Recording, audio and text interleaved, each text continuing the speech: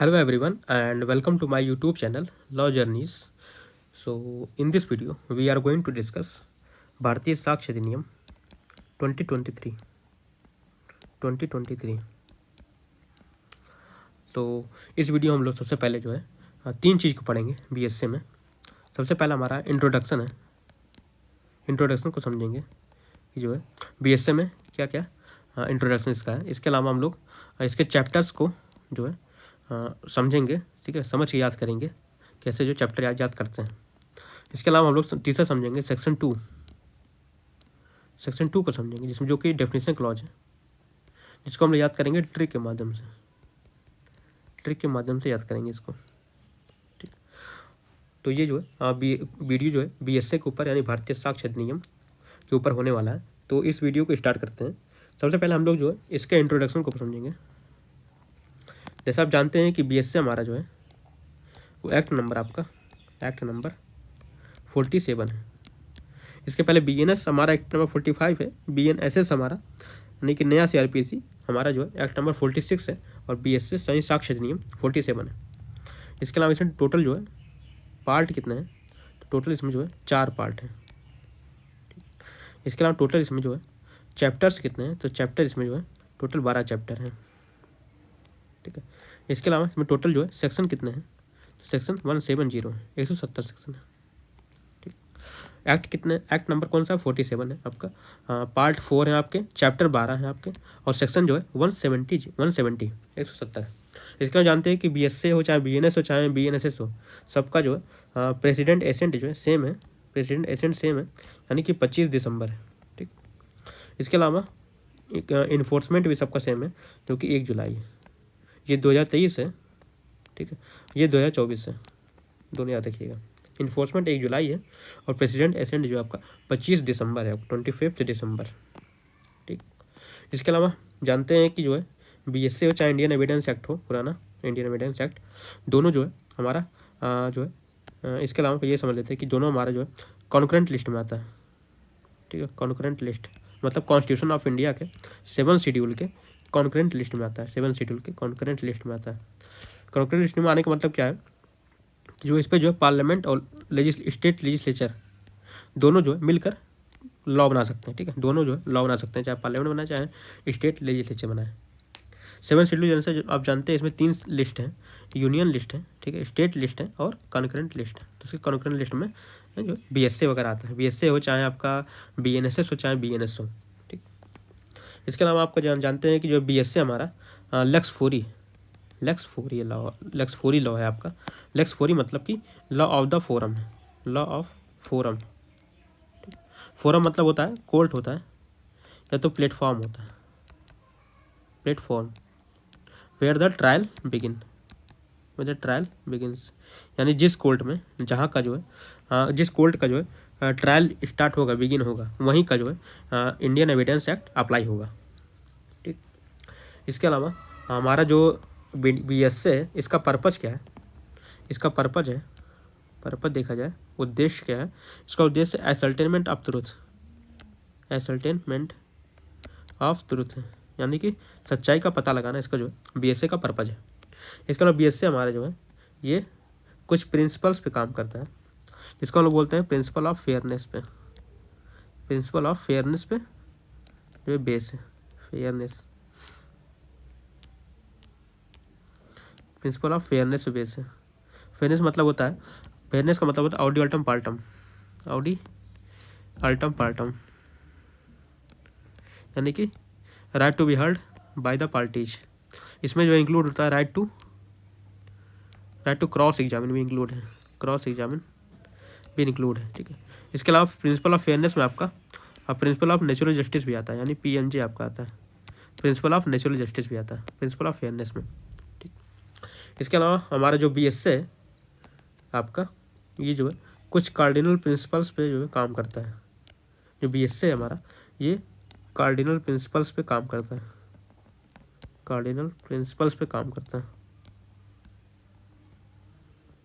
ठीक, जिसको हम लोग बोलते हैं एसेंशियल प्रिंसिपल पे बेस है हमारा, ठीक है, ये एक्ट। तो कार्डिनल प्रिंसिपल आपके 3 हैं, ठीक है, तो तीनों को देखते हैं। तो पहला हमारा है कि जो है डॉक्यूमेंट्री एविडेंस, ठीक है, डॉक्यूमेंट्री एविडेंस प्रीफर्ड ओवर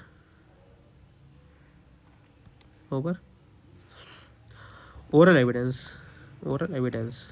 ठीक, डॉक्यूमेंट्री आपका एविडेंस हमेशा जो है ओरल एविडेंस के ऊपर प्रीफर करेगा, यानी जहाँ दोनों में कॉन्फ्लिक्ट होगा तो डॉक्यूमेंट्री एविडेंस को प्रिवेल करेंगे।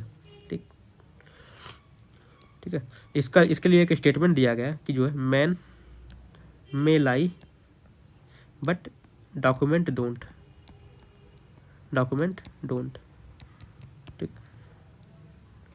कि जो है आदमी झूठ बोल सकता है लेकिन जो है डॉक्यूमेंट झूठ नहीं बोल सकता है। ठीक, तो इसके कारण जो है डॉक्यूमेंट्री एविडेंस को जो है प्रीफर किया जाता है ओरल एविडेंस के अलावा अपेक्षा। ठीक है, सेकंड इसका कॉन्टिन्यूअल प्रिंसिपल आपका है। दूसरा है कि जो है primary evidence is better than secondary evidence. जैसे आप जानते हैं डॉक्यूमेंट्री एविडेंस दो प्रकार का होता है। ठीक, एक होता है प्राइमरी एविडेंस, एक होता है सेकेंडरी एविडेंस। तो अगर दोनों में कॉन्फ्लिक्ट होता है तो जो है जहाँ तक पॉसिबल है पार्टी को जो है प्राइमरी एविडेंस देना चाहिए हमेशा। ठीक, थर्ड इसका कॉर्डिनल प्रिंसिपल क्या है? थर्ड इसका कॉर्डिनल प्रिंसिपल ये है कि जो है एक्सक्लूजन ऑफ हियरसे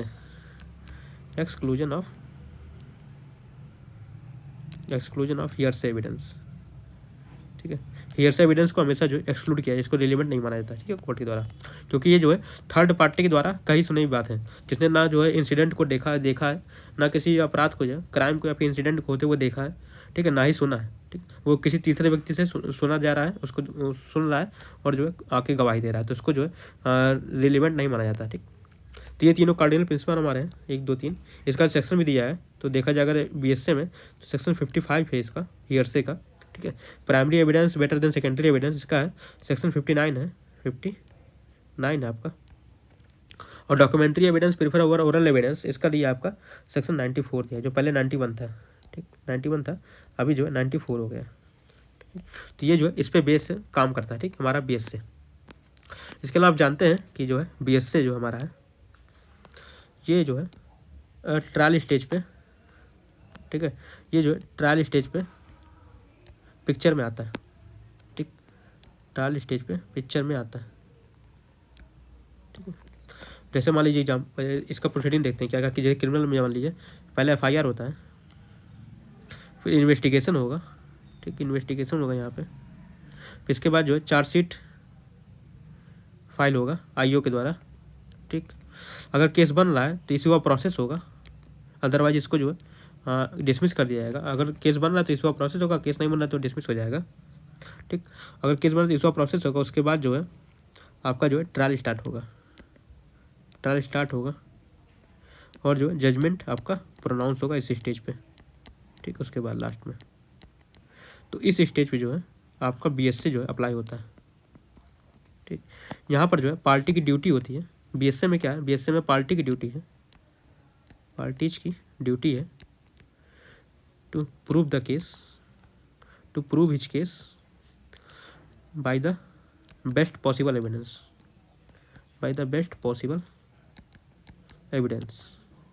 ठीक है, अपने केस को प्रूव करे बेस्ट पॉसिबल एविडेंस। ठीक है, तो यहाँ से जो है दो प्रोसीडिंग आता है, जिसको हम लोग बोलते हैं पहला एडवर्सियल प्रोसीडिंग।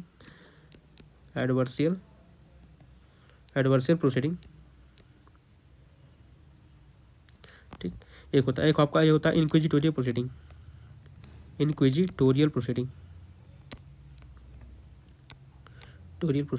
ठीक है, एडवर्सियल प्रोसीडिंग में क्या होता है, इसमें यहाँ पर पार्टी की ड्यूटी है। ठीक है, पार्टी की ड्यूटी है टू प्रूव करे अपने केस को।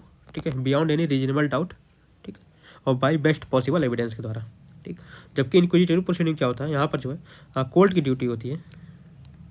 ठीक है, कोर्ट के ऊपर ड्यूटी होता है कि जो है बेस्ट पॉसिबल एविडेंस को फाइंड आउट करे, एक्सट्रैक्ट करे best possible evidence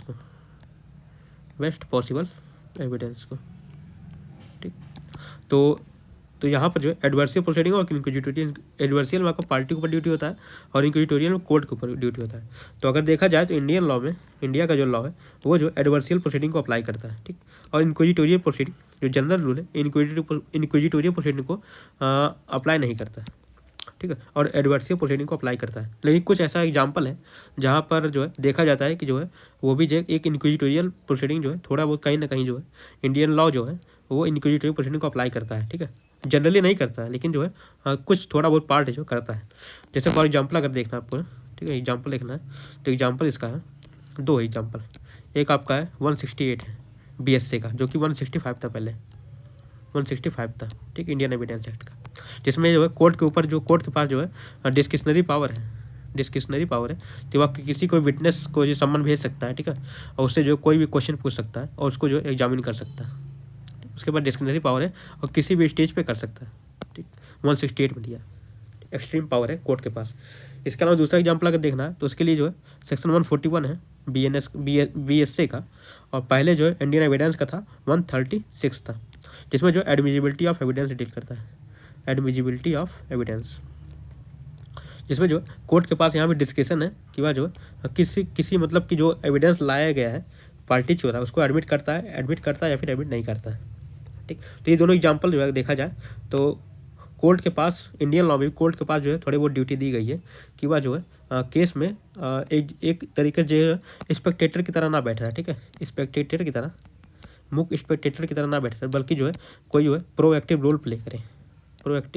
role play करे एविडेंस को फाइंड आउट करने में। ठीक, इसीलिए जो है इन दोनों एग्जाम्पल को जो है इंडियन लॉ में रखा गया, ताकि जो है कोर्ट भी अपना जो है थोड़ा बहुत अपना विवेक लगाए। ठीक है, डिस्कशन अपना अप्लाई करे वो, ठीक, स्पेक्टेटर की तरह ना बैठा रहे, इसलिए इन दोनों को अप्लाई किया। लेकिन जनरल रूल देखा जाए तो जनरल रूल में इंक्विजिटोरियल प्रोसीडिंग को अप्लाई नहीं किया जाता इंडियन लॉ में, जबकि एडवर्सियल लॉ अप्लाई होता है।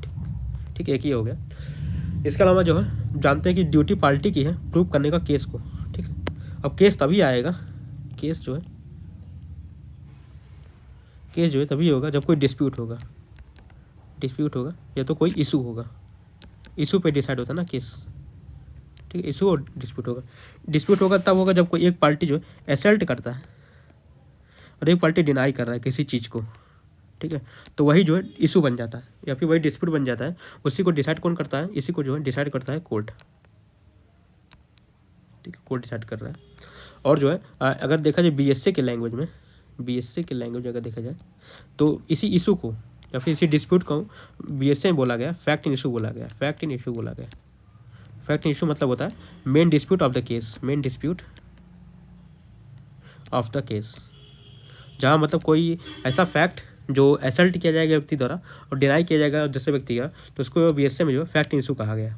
ठीक, इसी को जो है प्रूव और डिस्प्रूव करने के लिए प्रूव करना है और डिस्प्रूव करना है इसी को, और जो प्रूव और डिस्प्रूव कर देता है वही जो है केस जीतता है। ठीक, तो इसी प्रूव डिस्प्रूव का पूरा जो है खेल है BSA में। ठीक, तो अब इसी से क्वेश्चन एक 3 क्वेश्चन इससे आता है प्रूव डिस्प्रूव से। पहला यह क्वेश्चन आता है कि जो है कौन इसको जो है प्रूव करेगा। नहीं, सबसे पहला क्वेश्चन आता है कि क्या प्रूव करना है। ठीक है, क्या प्रूव करना है, कौन प्रूव करेगा और कैसे प्रूव करेगा। ठीक, 3 क्वेश्चन आता है। प्रूव तो करना, जो प्रूव डिस्प्रूव करेगा वही केस जीत जाएगा, लेकिन प्रूव कैसे करना है, क्या करना है और कैसे और क्यों, कौन करेगा। ठीक, तो 3 क्वेश्चन आता है। पहला है व्हाट टू प्रूव, क्या प्रूव करना है आपको। ठीक है, कोई पार्टी को अगर पूछना है कि क्या प्रूव करना है तो BSA बताएगा आपको क्या क्या प्रूव करना है उस केस को जीतने के लिए। दूसरा है आपको कैसे प्रूव करना है, हाउ टू प्रूव, केस को आप कैसे प्रूव करेंगे, हाउ टू प्रूव। और तीसरा है आपका हु टू प्रूव, कौन प्रूव करेगा, हु टू प्रूव। ठीक है, ये 3 क्वेश्चन पूरा जो है हमारा BSA जो ये 3 क्वेश्चन पे पूरा बैरेक्ट बना हुआ है। ठीक है, BSA का 3 क्वेश्चन पे है व्हाट टू प्रूव, क्या प्रूव करना है, कैसे प्रूव करना है और कौन प्रूव करेगा।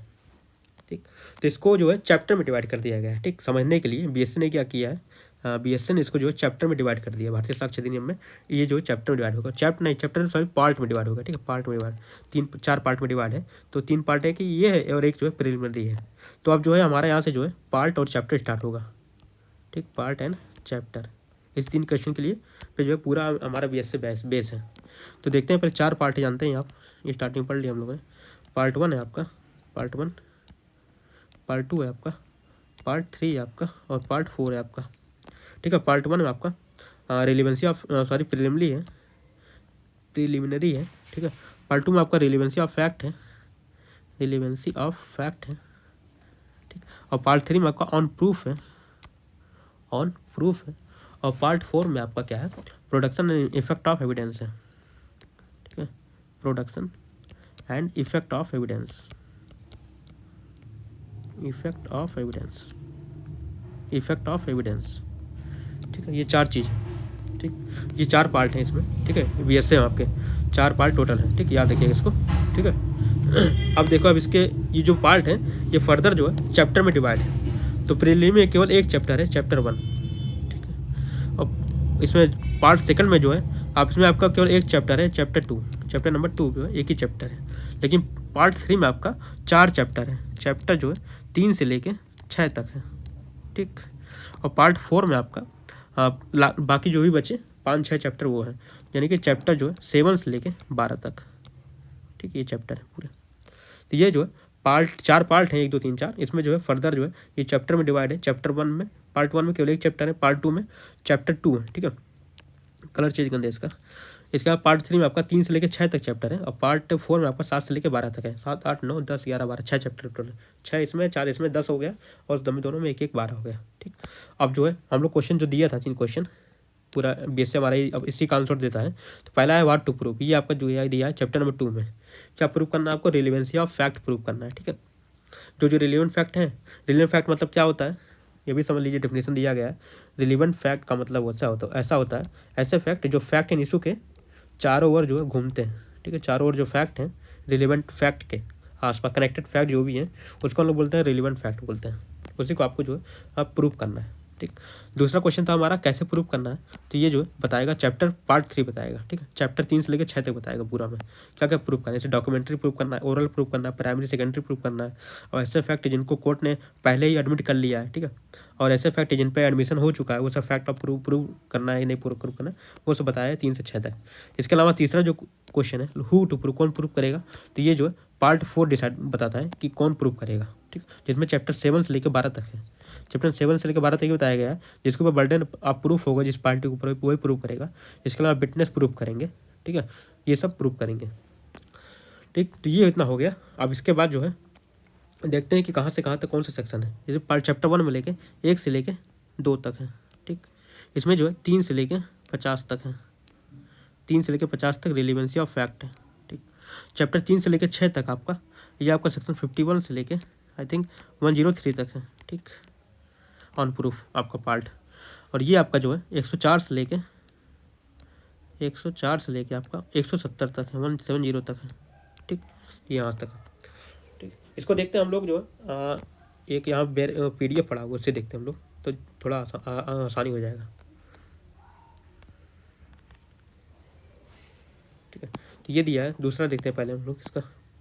ठीक है, तो ये जो है इसका पूरा पूरा चैप्टर जो हम लोग पढ़ा है वही है। ठीक है, तो जो ओवरव्यू है ये पूरा बीएससी का। ठीक है, ओवरव्यू पूरा है बीएससी का। ठीक, तो ये फर्दर जानते हैं आप ये जो 4 पार्ट में डिवाइड है। पार्ट 1 है आपका, ठीक, पार्ट 2 है आपका, पार्ट 3 है आपका, और पार्ट 4 है आपका। पार्ट 1 में केवल एक चैप्टर है, पार्ट 2 में एक चैप्टर है, पार्ट 3 में आपका फर्दर ये डिवाइड है, यहाँ पे डिवाइड है। ठीक है, नीचे गया है, और ये जो है 4 पार्ट में डिवाइड है। ठीक, इसके अलावा पार्ट 4 आपका इसका जो है नीचे गया, ये फर्दर जो है 6 पार्ट में डिवाइड है, 6 पार्ट में डिवाइड है। ठीक है, 6 पार्ट में डिवाइड है। तो देखते हैं स्टार्टिंग में पहले जो है प्रीलिमिनरी है, प्रीलिमिनरी में कुछ है नहीं, इसमें बस सेक्शन 1 है और सेक्शन 2 है। सेक्शन 2 आपका डेफिनेशन क्लॉज है, इसको हम लोग पढ़ेंगे अभी कि उसका ट्रिक क्या है। ठीक है, इसका नाम चैप्टर 2 हमारा रिलेवेंसी ऑफ फैक्ट है, 3 से लेकर 50 तक है। ठीक है, ये जो है फर्दर जो है सब चैप्टर में डिवाइड है, सब चैप्टर में डिवाइड है।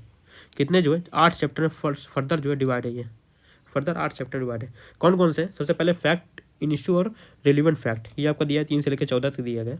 ठीक, इसका एडमिशनल कन्फेशन आपको दिया गया 15 से लेकर 25 तक दिया गया। ठीक है, इसके बाद आपका statement by person who can not be called as a witness, यानी कि डायन डिक्लेरेशन वगैरह दिया गया है। ठीक है, 26-27 जो कि पहले जो है 32-33 था, 32-33 था। ठीक है, ये दिया गया। इसके अलावा स्पेशल सर्कमस्टांसेस में दिया गया, जो भी स्टेटमेंट बनाए गए हैं 28 से 32 दिया गया। इसके पहले जो है इंडियन एविडेंस एक्ट में 34 से लेकर 38 तक था, 34 to 38 था। ठीक, इसके अलावा हाउ मच कितना प्रूव करना है 39 था पहले, अब 33 हो गया। इसके अलावा जजमेंट प्रीवियस जजमेंट रिलेवेंसी दिया गया, जो कि 34 से 38 है।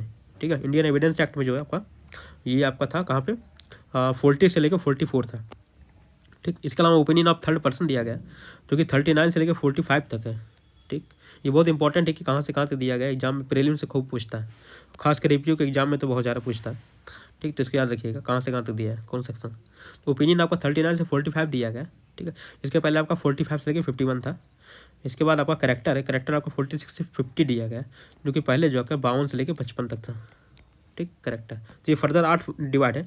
रिलीव फैक्ट इन इशू, एडमिशन और स्टेटमेंट। स्टेटमेंट जो स्पेशल सर्कमस्टांस में दिया गया है, कितना प्रूव करना है, जजमेंट, रिलीवेंसी, ओपिनियन और character. Judgment, opinion, character, judgment, opinion, character, JOC। ठीक, लास्ट में दिया गया। इसके बाद पार्ट 3 देखते हैं हम लोग। पार्ट 3 आपका जो है 4 चैप्टर में डिवाइड है। ठीक है, पार्ट 3 आपका 4 चैप्टर में, जो कि सेक्शन 51 से लेकर 103 तक है। इसको हम लोग पढ़ लिया, 51 से लेकर 1203। 4 पार्ट में कौन कौन से ऐसे फैक्ट जिनको जो प्रूव करने की आवश्यकता नहीं है, यानी कि 51 से लेकर 53 तक। ठीक है, 51 से लेकर 53 तक। पहले यह था 56 से लेकर था 56 से लेकर 58 था, 56, 57, 58 था, 56 था, 57 था, 58 था। ठीक, अभी जो है 51 से 53 हो गया। इसके अलावा ओरल एविडेंस आपका दिया है चैप्टर 4 में दिया गया। ये खूब पूछता है किस में दिया गया। ओरल एविडेंस चैप्टर 4 में दिया गया, जो कि 54 से लेकर 55 है, 54, 55 है। इसके पहले 59, 60 था, 59, 56, 59, 60 था। ठीक, चैप्टर 5 का चैप्टर खूब पूछा है, कई एग्जाम पूछा है कि डॉक्यूमेंट्री एविडेंस किस चैप्टर में दिया गया। ये वेरी इंपॉर्टेंट है। ठीक है, 56 से लेकर 93 था। इसके पहले हमारा पुराना जो एविडेंस था उसमें 61 से लेकर 98 तक था, 98 तक था। इसके अलावा एक्सक्लूजन ऑफ ईयर से 94 से 103 हो गया। इसके पहले 191 से लेके आपका 100 तक था। बर्डन ऑफ प्रूफ 101 था ना। ठीक है, तो ये था बदर फाइब्रिकेट है। और पार्ट 4 इसका जो है, ये जो है 6 चैप्टर में डिवाइड है। ये आपका जो है सेक्शन दिया 104 से लेके 170 तक दिया। 104 में आपका बर्डन ऑफ प्रूफ वगैरह स्टार्ट होता है। ठीक, तो चैप्टर 7 इसका है, बर्डन ऑफ प्रूफ से। ठीक, यही पूछा है कि एग्जाम में कई बार, बर्डन ऑफ प्रूफ किस चैप्टर में दिया गया। चैप्टर नंबर 7 में दिया गया, 104 से लेके 120 तक, जो कि पहले 101 से लेके 101 से 114A तक था। ठीक है, स्टॉपेल आपका 115 था पहले। ठीक है, से 118 था। अभी ये कितना हो गया है, 121 से लेके 123 हो गया, मतलब इसमें जो है +6 हो गया है। ठीक, स्टॉपेल आपका चैप्टर 8 हो गया। ठीक है, चैप्टर 9 में आपका विटनेस है। ठीक है, 124 से लेकर 139 तक था। ठीक, ठीक है, इसके पहले आपका 119 से लेके था। ठीक है, टोटल था। इसके बाद चैप्टर आपका 10 हो गया है। 10 में एग्जामिनेशन ऑफ विटनेस है। ठीक है, 40 से लेकर 68 था, 68 है। इसके बाद आपका इम्प्रॉपर एडमिशन और रिजेक्शन ऑफ एविडेंस है 169 में था। ठीक है। ठीक है, इसका पहले ये जो 167 में था। ठीक, लास्ट आपका रिपील एंड सेविंग। ठीक, ये 168 में था पहले, कुछ और था, ये नहीं था पहले शायद। ठीक है, ये नहीं था, कुछ और था, लेकिन 168 लास्ट टोटल था।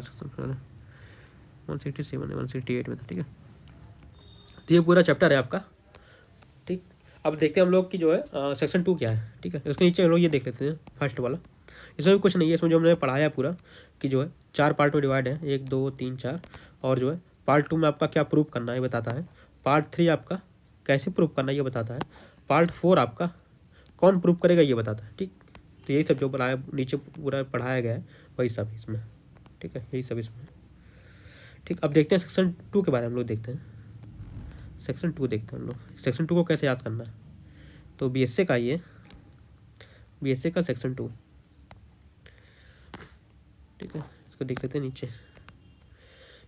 ठीक, section 2, section 2 of BSA। BSA 2023। ठीक, तो सबसे पहले इसको जो है हम लोग जो है डेफिनेशन क्लॉज जो कि जानते ही हैं, डेफिनेशन क्लॉज है। इसमें जो है टोटल 12 डेफिनेशन दिया गया है, और सभी 12 डेफिनेशन जो है अल्फ़ाबेट में दिया गया है, अल्फ़ाबेट में, अल्फ़ाबेटिकली दिया गया है। ठीक है, तो जो है इसको 4 पार्ट में हम लोग डिवाइड करेंगे।